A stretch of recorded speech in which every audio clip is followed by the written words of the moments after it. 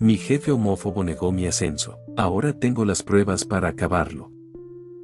Mi nombre es Deriel Valente, tenía 25 años y trabajaba como analista financiero en Inversiones Lorca, una firma de mediano tamaño con ambiciones desmedidas, donde el éxito se medía más por la apariencia que por el talento. Desde el primer día, supe que no encajaba del todo. Mi jefe, Osvaldo Rivera, era un hombre de unos 50 años, siempre vestido con trajes impecables, corbatas perfectamente alineadas y una sonrisa que nunca llegaba a los ojos. Su presencia imponía, no por carisma, sino por la tensión que generaba a su alrededor. Durante mi entrevista, me observó con una mirada que mezclaba curiosidad y desdén.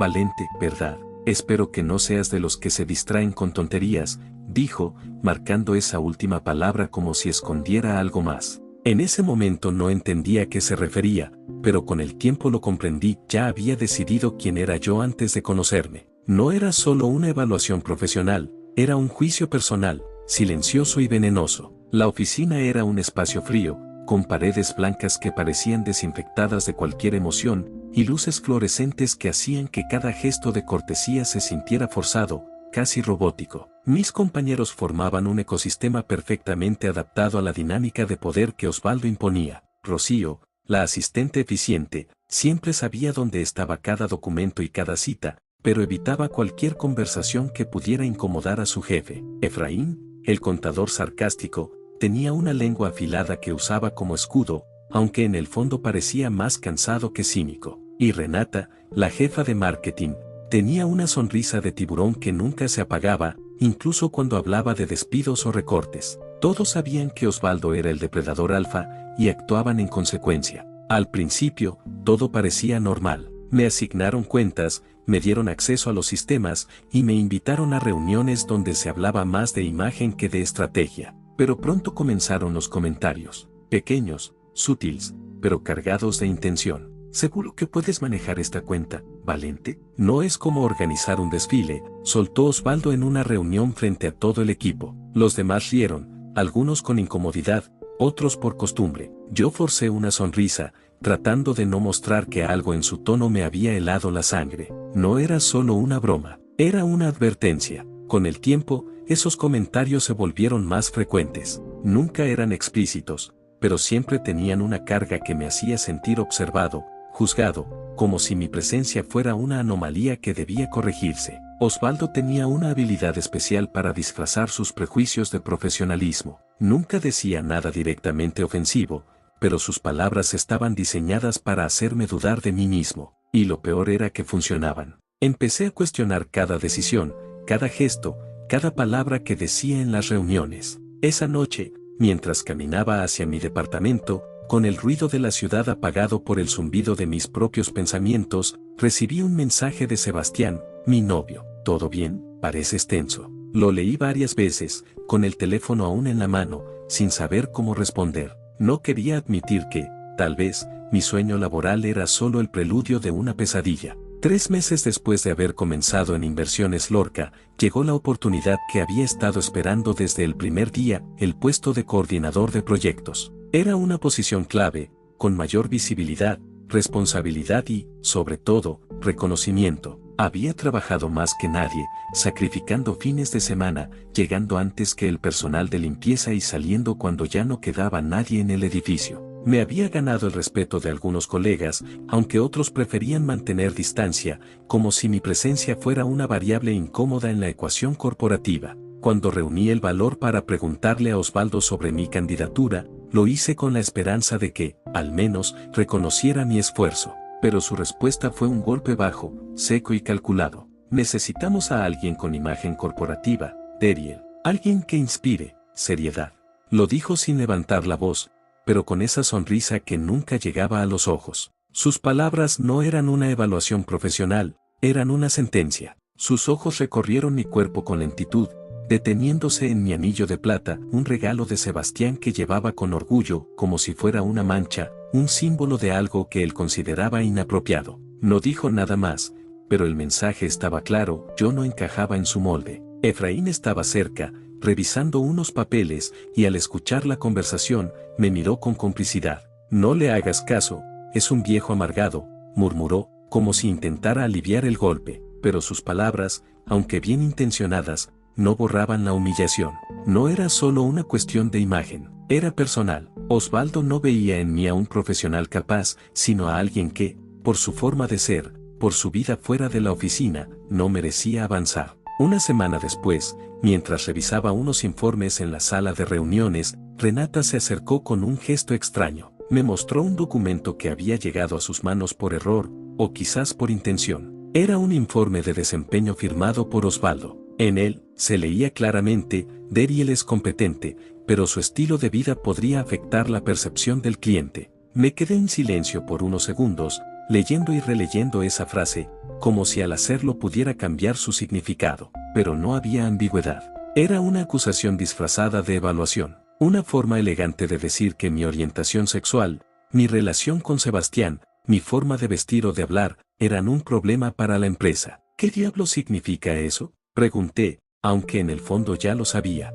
No necesitaba que nadie me lo explicara, lo había sentido desde el primer día. Renata se encogió de hombros, sin mostrar sorpresa ni indignación. ¿Sabes cómo es? Él viene de otra época. Lo dijo con una mezcla de resignación y pragmatismo, como si fuera normal, como si no valiera la pena luchar contra eso. Me quedé mirando el informe, sintiendo como la rabia se mezclaba con la decepción. No era solo una injusticia, era una traición a todo lo que había creído que representaba el trabajo duro y el mérito. Esa noche, cuando llegué a casa, Sebastián me recibió con una sonrisa cansada. Me conocía demasiado bien, y no necesitó preguntarme qué había pasado. Me abrazó con fuerza, como si pudiera protegerme del mundo con sus brazos. Yo apretaba los puños, sintiendo como la frustración me recorría el cuerpo como electricidad. No dejes que te haga esto, susurró, con la voz quebrada por la impotencia. Pero yo ya había tomado una decisión. No iba a rendirme. No iba a permitir que alguien como Osvaldo definiera mi valor. Si Osvaldo quería jugar sucio, yo aprendería las reglas. Empecé a prestar atención a todo. Después de aquel informe de desempeño y los comentarios velados de Osvaldo, algo dentro de mí cambió. Ya no se trataba solo de sobrevivir en la oficina, sino de entender qué estaba ocurriendo detrás de esa fachada corporativa. Observaba cada movimiento, cada gesto, cada palabra que salía de su boca. Osvaldo siempre llegaba tarde los jueves, algo que antes me parecía una simple costumbre, pero ahora me parecía una pista. Una vez, mientras pasaba por su oficina fingiendo buscar unos documentos, lo escuché hablar por teléfono en voz baja, con un tono que no usaba en reuniones. No hay rastro en los libros, pero necesitamos moverlo antes de que alguien pregunte. Me detuve en seco, fingiendo revisar mi agenda, mientras sus palabras se grababan en mi mente. ¿Qué estaba ocultando? La curiosidad se convirtió en necesidad. No podía ignorarlo. Decidí revisar archivos viejos, buscando patrones, inconsistencias, cualquier cosa que explicara ese tono nervioso. Me quedé hasta tarde, esperando que todos se fueran. En el archivo digital, encontré una carpeta etiquetada como Proyectos 2019. El nombre no llamaba la atención, pero al abrirla, descubrí algo que me hizo fruncir el ceño: transferencias repetidas a una cuenta en las Islas Caimán. Los montos no eran exorbitantes, pero sí constantes. Nada ilegal por sí solo, claro. Las empresas grandes a veces operan con cuentas offshore, pero había algo en la forma en que estaban registradas, en los conceptos vagos como consultoría externa o ajuste operativo, que me pareció sospechoso. Seguí revisando, cruzando datos con otros informes, buscando nombres que se repitieran. Martín Solera apareció varias veces, vinculado a contratos que no tenían respaldo físico. Era un hombre que había escuchado en reuniones, pero siempre en tono informal, como si fuera alguien que estaba ayudando desde fuera. Empecé a sospechar que no era un cliente, sino algo más. Un testaferro, quizás. Alguien que servía de intermediario para mover dinero sin levantar sospechas. Mientras estaba concentrado en los documentos, escuché pasos. Efraín apareció en la puerta, con una carpeta en la mano. Me miró, luego al monitor, y frunció el ceño. ¿Qué haces?, preguntó, bajando la voz. Cerré rápidamente la ventana del archivo y fingí revisar una hoja de cálculo. Verificando unos números, mentí, tratando de sonar casual. Él se acercó, dejó la carpeta sobre la mesa y miró hacia el pasillo, como asegurándose de que nadie más estuviera cerca. Cuidado, Valente. Osvaldo no perdona a los que meten las narices donde no deben. Lo dijo sin dramatismo, como si fuera una advertencia que ya había dado antes. Me quedé en silencio, sintiendo como la adrenalina me recorría el cuerpo. No sabía si Efraín estaba de mi lado o si simplemente quería evitar que me metiera en problemas, pero sus palabras confirmaban lo que ya intuía: había algo más grande detrás de todo esto. Volví a casa esa noche con la cabeza llena de números, nombres y frases sueltas. Sebastián notó mi expresión, pero no dije nada. No podía compartirlo aún. Necesitaba entender mejor lo que estaba enfrentando. Al día siguiente, en la oficina, todo parecía igual. Osvaldo con su traje perfecto, Renata con su sonrisa afilada, Rocío organizando la agenda como si nada pasara. Pero yo ya no veía lo mismo. Cada gesto, cada correo, cada reunión tenía un nuevo significado. Estaba viendo el sistema desde dentro y empezaba a entender cómo funcionaba. No podía dejarlo pasar. No después de lo que había leído, de lo que había escuchado. Ya no era solo una cuestión de discriminación o de comentarios hirientes. Era corrupción, era fraude, y yo estaba en medio de ello, sin haberlo buscado. Pero ya era tarde para retroceder. Osvaldo comenzó a excluirme de reuniones claves sin explicación alguna. Al principio pensé que era una decisión estratégica, que quizás no necesitaban mi presencia en ciertos encuentros. Pero pronto se volvió evidente que no era una cuestión de logística, sino de marginación deliberada. No es tu área, decía con tono cortante cada vez que preguntaba por qué no me habían convocado. Lo decía sin mirarme, como si mi presencia fuera una molestia que prefería evitar. Lo más frustrante era que los temas tratados sí correspondían a mi trabajo, y mi ausencia empezaba a afectar mi desempeño. Un día, mientras revisaba unos informes con Rocío, ella me pasó por error un correo impreso que había recibido de Recursos Humanos. En él, se discutía mi falta de compromiso con los valores de la empresa. Me quedé mirando el papel, incrédulo. No era solo una crítica profesional, era una acusación velada, una forma de justificar mi exclusión. Rocío se dio cuenta de inmediato y trató de quitarme el documento, pero ya lo había leído. Me miró con incomodidad,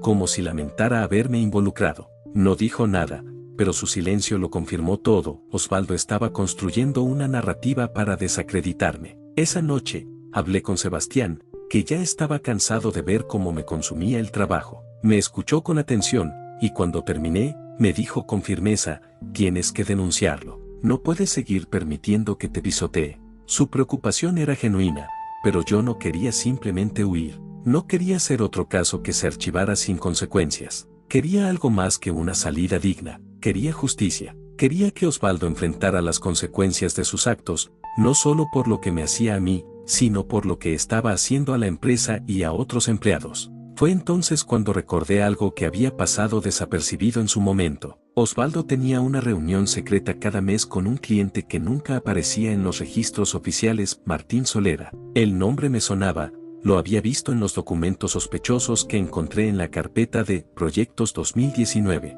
En esos archivos, Solera figuraba como receptor de transferencias y firmante de contratos que no tenían respaldo real. No era un cliente común. Era alguien que operaba en las sombras, alguien que servía para algo más que negocios legítimos. La conexión era clara. Osvaldo lo mantenía fuera del radar, lo mencionaba solo en conversaciones privadas, y evitaba cualquier documentación que lo vinculara directamente con la empresa. Todo indicaba que Martín Solera era su testaferro, el hombre que manejaba las cuentas offshore, que firmaba los contratos falsos, que recibía el dinero que Osvaldo desviaba. Era la pieza que faltaba para entender el esquema completo. Y si lograba confirmar esa relación, tendría en mis manos la prueba definitiva. No podía quedarme esperando. No podía seguir siendo un espectador de mi propia historia. Decidí seguirlo. Decidí investigar a fondo. Ya no era solo una cuestión de orgullo herido o de discriminación encubierta. Osvaldo había cruzado una línea, y si creía que podía hundirme sin consecuencias,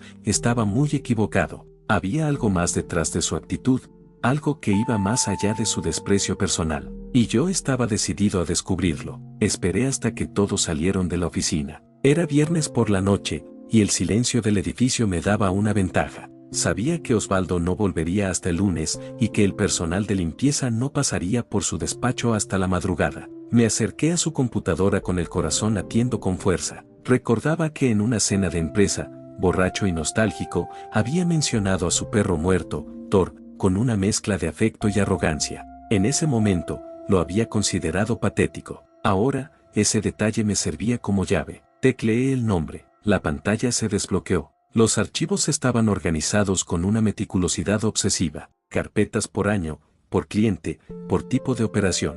Todo parecía en orden, demasiado en orden. Pero al revisar los directorios más antiguos, encontré una carpeta oculta, sin acceso directo desde el escritorio. Se llamaba Fondo R. El nombre no decía mucho, pero al abrirla, supe que había encontrado lo que buscaba. Documentos escaneados, facturas duplicadas, contratos con firmas que no coincidían, transferencias a cuentas en las Islas Caimán y en Luxemburgo, montos que no aparecían en los balances oficiales. Osvaldo estaba desviando dinero. No era una sospecha, era un hecho. Un flashback me golpeó con fuerza. 6 meses atrás, en una reunión informal, Osvaldo había dicho con tono burlón, la ética es un lujo en los negocios. Todos rieron, como si fuera una ocurrencia ingeniosa. Yo también reí, por inercia, sin saber que en realidad estaba escuchando una confesión. Ahora, esa frase resonaba como una advertencia que nadie quiso escuchar. Copié todo en una memoria USB que llevaba conmigo desde hacía semanas, por si acaso. Me aseguré de guardar los archivos más comprometedores, los contratos falsos, los correos internos, los registros de transferencias. Sabía que eso podía cambiarlo todo. Pero justo cuando estaba cerrando la sesión, escuché pasos en el pasillo. Me congelé. No debía haber nadie. Me desconecté rápido, cerré las ventanas, pero no lo suficiente. La puerta se abrió de golpe. Osvaldo estaba allí, con su abrigo en la mano y los ojos fríos como el acero. Me miró sin sorpresa, como si hubiera sabido que algo así ocurriría. ¿Qué haces aquí, Valente?, preguntó, sin levantar la voz, pero con una tensión que se podía cortar con cuchillo. Dejé mi chaqueta, dije, señalando el perchero junto al escritorio. Mi voz sonó más firme de lo que esperaba, aunque por dentro sentía que el aire se me escapaba. Él miró la computadora, todavía tibia, con la pantalla apagada pero claramente recién usada. Luego me miró a mí, con una expresión que no necesitaba palabras. Sabía, no tenía pruebas en ese momento, pero sabía que yo había visto algo, que había cruzado una línea que él consideraba sagrada. Sal, ahora, dijo, sin moverse de la puerta. Tomé mi chaqueta con calma, sin mostrar miedo, y caminé hacia la salida. No dijo nada más, no me detuvo, no me amenazó. Pero su mirada lo decía todo. Salí, pero supe que la guerra estaba declarada. Al día siguiente, el ambiente en la oficina era tenso, cargado de una electricidad silenciosa que todos parecían percibir pero nadie se atrevía a nombrar. Los pasillos estaban más callados que de costumbre, y las miradas que cruzaban mi camino eran breves, esquivas, como si supieran que algo había cambiado. Rocío evitó el contacto visual, Efraín me saludó con un gesto apenas perceptible, y Renata se limitó a una sonrisa cortante que no significaba nada. Sabía que Osvaldo había hablado con ellos, o al menos que había sembrado la inquietud. No era un hombre que dejara cabos sueltos. A media mañana, su asistente me informó que Osvaldo quería verme en su oficina. Caminé hasta allí con paso firme, aunque por dentro sentía el peso de la noche anterior. Sabía que me había arriesgado, que había cruzado una línea, y que lo sabía. Al entrar, lo encontré sentado detrás de su escritorio, con la espalda recta y los dedos entrelazados sobre una carpeta cerrada. Me indicó que me sentara sin decir palabra, y esperó unos segundos antes de hablar. ¿Tienes algún problema conmigo, Deriel?, preguntó finalmente, con una voz que fingía cordialidad pero que no lograba ocultar la tensión. Su tono era suave, casi paternal, pero sus ojos estaban fijos en mí, buscando una grieta. Ninguno, señor. Solo hago mi trabajo, respondí, sin apartar la mirada. No iba a mostrar debilidad, no después de lo que había descubierto. Él tomó un paño de gamuza y comenzó a limpiar su reloj de oro, un gesto que hacía con frecuencia cuando quería mostrar control. Porque algunos creen que sobran donde no son bienvenidos, dijo, sin levantar la vista. La frase flotó en el aire como una acusación disfrazada de reflexión. No era una observación general, era una advertencia directa. Los prejuicios son una mala guía para los negocios, respondí, manteniendo la calma. Sabía que cada palabra debía ser medida, que cualquier reacción exagerada podía ser usada en mi contra, pero también sabía que él no esperaba que le respondiera con firmeza. Osvaldo sonrió, pero sin humor. Era una mueca seca, sin alegría, sin sorpresa, como si ya hubiera anticipado que yo no me quedaría callado. Se recostó en su silla, cruzó las piernas y me observó con una mezcla de desprecio y curiosidad.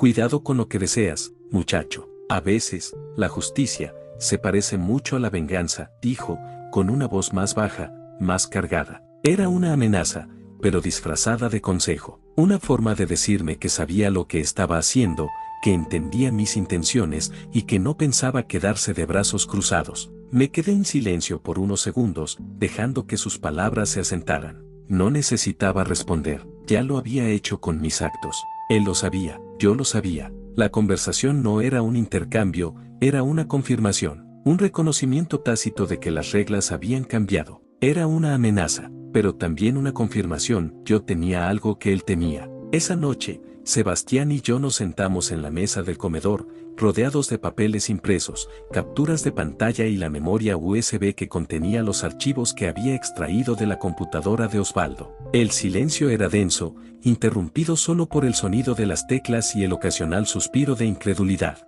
Sebastián, con su experiencia en contabilidad y auditoría, revisaba cada documento con precisión quirúrgica. Yo lo observaba, tratando de mantener la calma, aunque por dentro sentía que todo se estaba acelerando. Esto es fraude fiscal, dijo finalmente, señalando una serie de transferencias recurrentes a cuentas en las Islas Caimán y en Luxemburgo. Y aquí, mira, Martín Solera no es un cliente, es su testaferro. Lo dijo con la seguridad de quien ha visto ese tipo de movimientos antes. Los contratos estaban firmados por Solera, pero no había evidencia de servicios prestados, ni registros de reuniones oficiales, ni siquiera una ficha de cliente en el sistema. Era un nombre que existía solo en los márgenes, en los documentos que Osvaldo había ocultado. Todo encajaba. Las piezas que antes parecían aisladas ahora formaban un patrón claro. Osvaldo usaba a Martín para lavar dinero, desviando fondos a través de contratos falsos y empresas fantasma. Mi exclusión de las reuniones clave no había sido una casualidad ni una represalia por mi estilo de vida. Era una estrategia para mantenerme lejos de los números que no cuadraban, de los movimientos que no debían ser vistos por ojos honestos. Yo era una amenaza porque tenía acceso,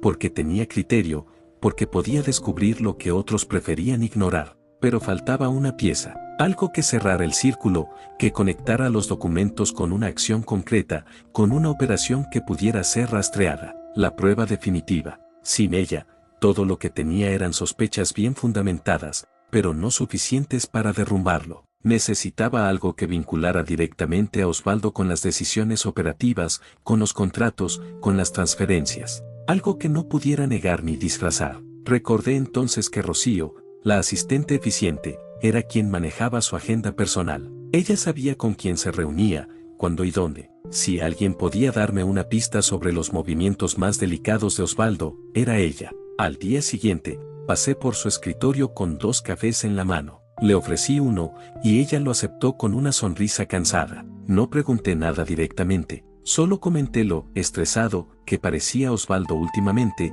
como si fuera una observación casual. Exclamó, soltando el aire con fuerza. Con ese lío del contrato de Bluefield Holdings, no me extraña. Lo dijo sin pensar, como quien comparte una queja cotidiana. Pero para mí fue como encender una alarma. Esperé a que se distrajera y anoté el nombre en mi libreta. Al regresar a mi escritorio, busqué en los registros oficiales de clientes, en la base de datos interna, en los informes de proyectos. Bluefield no existía en los registros oficiales. No había contratos reales, ni historial de transacciones, ni contacto alguno. Era otra fachada. Con toda la información en mano, me senté frente a la computadora con la memoria USB en una mano y una libreta llena de anotaciones en la otra. Había pasado semanas reuniendo pruebas, conectando nombres, fechas, transferencias, y ahora tenía un panorama completo del esquema que Osvaldo había construido con precisión criminal. Era más que una red de evasión fiscal. Era una estructura diseñada para ocultar dinero, manipular balances y proteger a quienes se beneficiaban de ello. Y yo tenía todo documentado. Tenía 2 opciones. La primera era denunciarlo anónimamente a Hacienda, entregar los documentos, los correos, los contratos falsos, y dejar que el sistema hiciera su trabajo. Osvaldo sería investigado, la empresa auditada, y eventualmente, todo saldría a la luz. Era el camino más seguro, más limpio, pero también el más distante. Yo no tendría control sobre el proceso, ni sobre sus consecuencias inmediatas. La segunda opción era más arriesgada, pero también más directa, enfrentarlo personalmente y negociar mi salida. No solo quería irme, quería hacerlo con una indemnización justa, con un reconocimiento tácito de que él había perdido. Quería que supiera que no me había vencido, que no había logrado silenciarme ni destruirme. Quería que sintiera el peso de su derrota en cada firma, en cada cheque, en cada mirada que le dirigieran sus socios cuando se enteraran de lo que había hecho. Sebastián,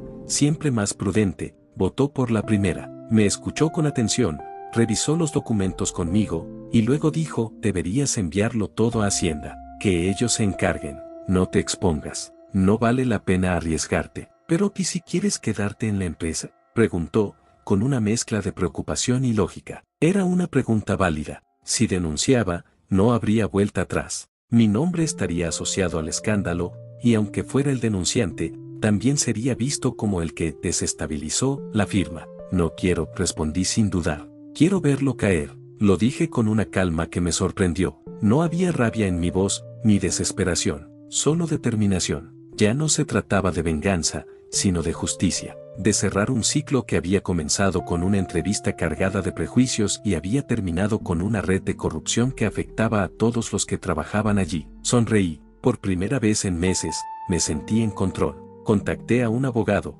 Víctor Luján, recomendado por un colega de Sebastián. Era un hombre de mirada aguda, voz pausada y experiencia en casos laborales complejos. Nos reunimos en su oficina, un espacio sobrio lleno de carpetas, diplomas y una cafetera que parecía no descansar nunca. Le expliqué todo desde el principio, sin omitir detalles. Le mostré los documentos que había reunido, las transferencias, los contratos falsos, los correos internos, y también el informe de desempeño donde Osvaldo cuestionaba mi estilo de vida. Víctor los revisó con atención, sin interrumpirme, tomando notas en una libreta de cuero desgastado. Con esto, dije, señalando la memoria USB y los papeles impresos, podemos demandar por discriminación y entregar las pruebas del fraude a cambio de una salida limpia, con un buen cheque. No quería solo justicia simbólica, quería una compensación real, una indemnización que reflejara el daño causado, el tiempo perdido, el desgaste emocional. Y quería que Osvaldo supiera que no podía pisotear a la gente sin consecuencias. Víctor se quedó en silencio unos segundos, luego me miró con seriedad. ¿Estás seguro?, preguntó. Esto podría hundir no solo a Osvaldo, sino a la empresa. Si esto sale a la luz, habrá auditorías, investigaciones, despidos. No será un escándalo menor. No es mi problema, respondí, sin titubear. Ya había cargado con suficiente. No iba a proteger a una estructura que permitía y encubría el abuso. Si Renata, Rocío, Efraín y los demás decidían mirar hacia otro lado, era su elección. Yo había decidido actuar. Víctor asintió, como quien respeta una decisión firme. Me explicó los pasos legales, los tiempos, las posibles respuestas de la empresa. Me habló de negociaciones, de cláusulas, de cómo presentar la denuncia sin que se volviera una guerra abierta desde el primer día. Pero yo sabía que, en el fondo, ya era una guerra. Solo faltaba formalizarla. Mientras tanto, en la oficina, el ambiente se volvió más denso. Osvaldo estaba más irritable que nunca. Su tono era cortante, sus gestos más bruscos, y sus reuniones más breves. Caminaba por los pasillos con el ceño fruncido, lanzando órdenes sin mirar a nadie. Renata evitaba cruzarse con él, Rocío parecía más nerviosa, y Efraín me hizo una señal de advertencia con los ojos cuando lo vio entrar al área de contabilidad.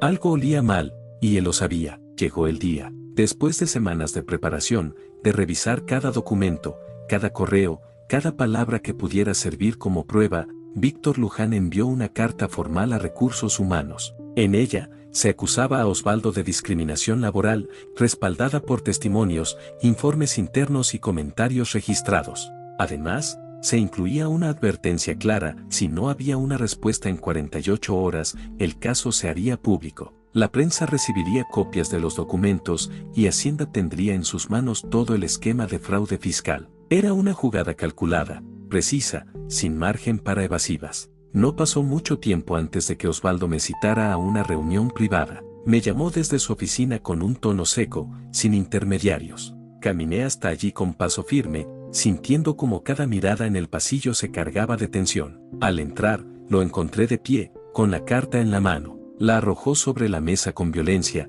como si el papel pudiera romperse por la fuerza de su rabia. ¿Qué diablos es esto?, escupió, con los ojos encendidos de furia. Me senté frente a él, sin perder la calma. Justicia, dije, con voz serena. O, si prefieres, consecuencias. Osvaldo me observó con incredulidad, como si no pudiera aceptar que yo estuviera en esa posición, como si aún creyera que podía intimidarme. Nadie te creerá, dijo, con un tono más bajo, pero cargado de veneno. Tengo testigos de tus comentarios. ¿Y los documentos del fraude?, respondí, sin levantar la voz. No necesitaba gritar. La verdad hablaba por sí sola. Su rostro palideció. Por primera vez, vi en él algo que nunca había mostrado: miedo. No era solo temor a perder su puesto, era el pánico de quien sabe que ha sido descubierto, que su red de mentiras está a punto de colapsar. Se dejó caer en su silla, como si el peso de la realidad lo hubiera vencido de golpe. ¿Qué quieres?, preguntó, sin fuerza,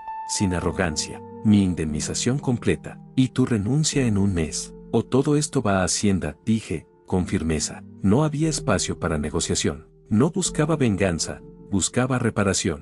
Osvaldo se quedó en silencio, mirando el vacío. Su respiración era pesada, sus manos temblaban ligeramente. Sabía que no tenía salida. Sabía que cualquier intento de contraataque solo empeoraría su situación. Finalmente, murmuró con voz quebrada: eres un hijo de... Lo miré sin rencor, sin satisfacción, solo con la certeza de que había hecho lo correcto. No, solo aprendí de ti. La oficina de inversiones Lorca se convirtió en un polvorín después de la salida de Osvaldo. La noticia corrió como pólvora entre los pasillos, y aunque nadie lo decía en voz alta, todos sabían que algo grande había ocurrido. Las miradas eran más cautelosas, los correos más formales, y las reuniones se llenaron de silencios incómodos. La figura que había dominado el ambiente durante años había caído, y el vacío que dejó se llenó de especulaciones, ajustes y movimientos estratégicos. Renata, siempre la oportunista, no tardó en posicionarse. Con su sonrisa afilada y su instinto de supervivencia,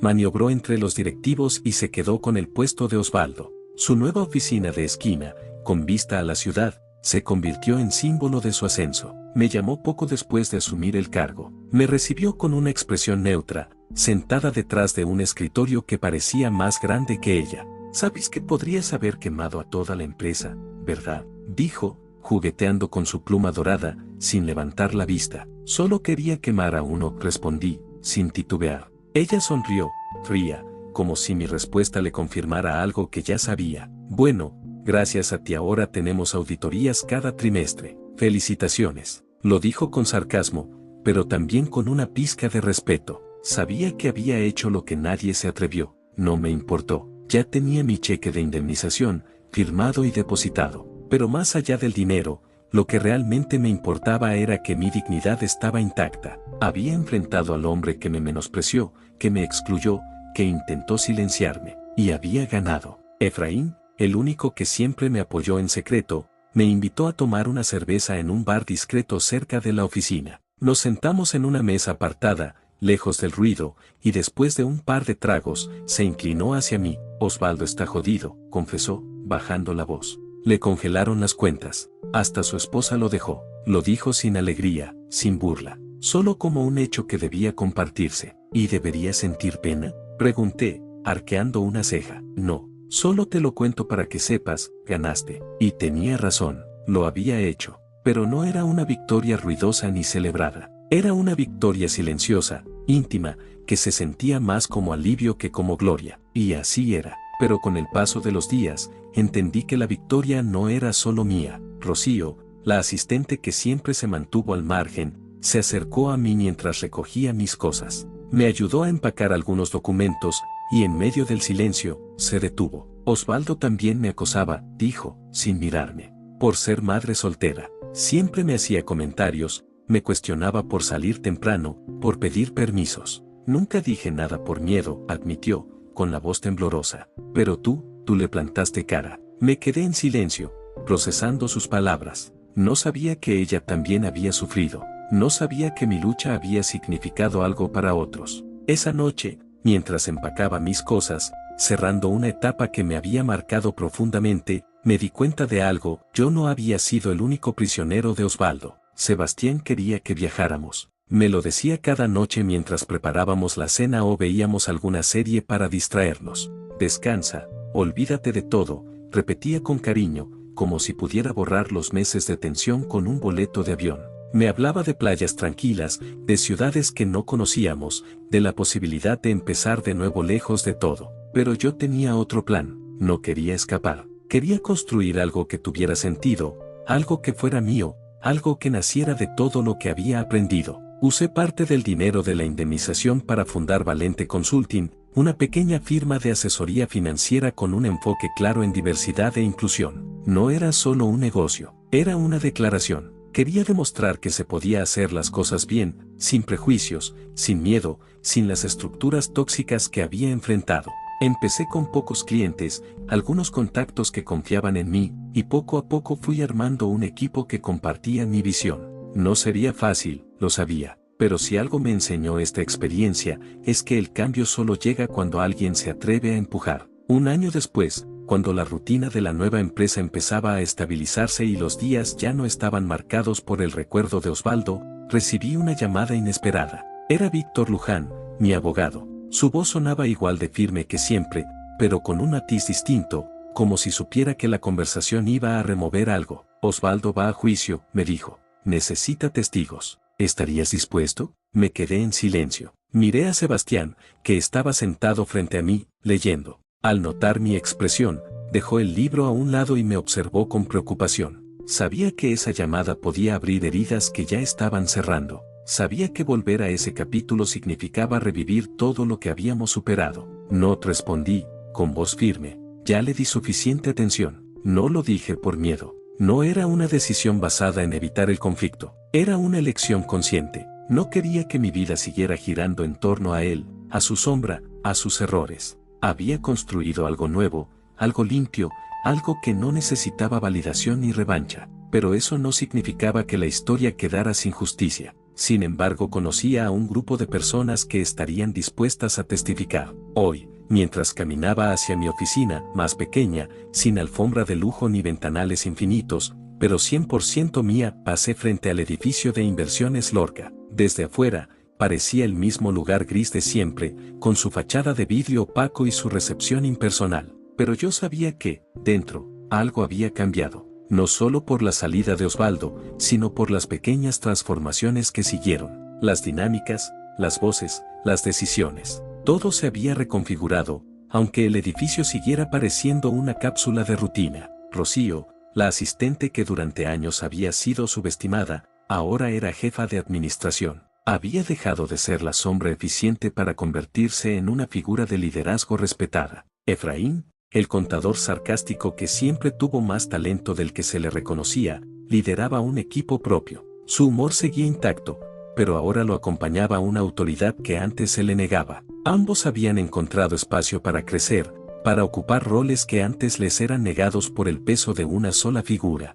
Y Osvaldo, bueno, la última vez que supe de él, estaba vendiendo su yate para pagar abogados. Lo escuché por boca de Víctor, que seguía de cerca el proceso judicial. Su reputación se había desplomado, sus cuentas congeladas, sus aliados desaparecidos. Ya no era el hombre que imponía miedo con una mirada. Era solo otro nombre en una lista de ejecutivos caídos por su propia arrogancia. Sebastián caminaba a mi lado, como lo había hecho durante todo ese proceso. Me tomó la mano con suavidad, como si ese gesto pudiera anclarme al presente. Me miró con ternura y preguntó, ¿alguna vez piensas en cómo terminó todo? Lo pensé por un momento. La pregunta no me sorprendió, pero sí me hizo detenerme. Miré el edificio, luego a él, y respondí con honestidad todos los días, pero no con rabia, con gratitud. Porque si Osvaldo no me hubiera hecho la vida imposible, si no me hubiera empujado al límite, si no me hubiera obligado a enfrentar mis miedos, nunca habría descubierto lo fuerte que era. Nunca habría fundado mi propia empresa, ni habría entendido el valor de la dignidad, ni habría conocido el poder de decir, basta. Lo que comenzó como una pesadilla terminó siendo el impulso que necesitaba para cambiar mi vida. Y eso, al final, fue el mejor ascenso que pude tener.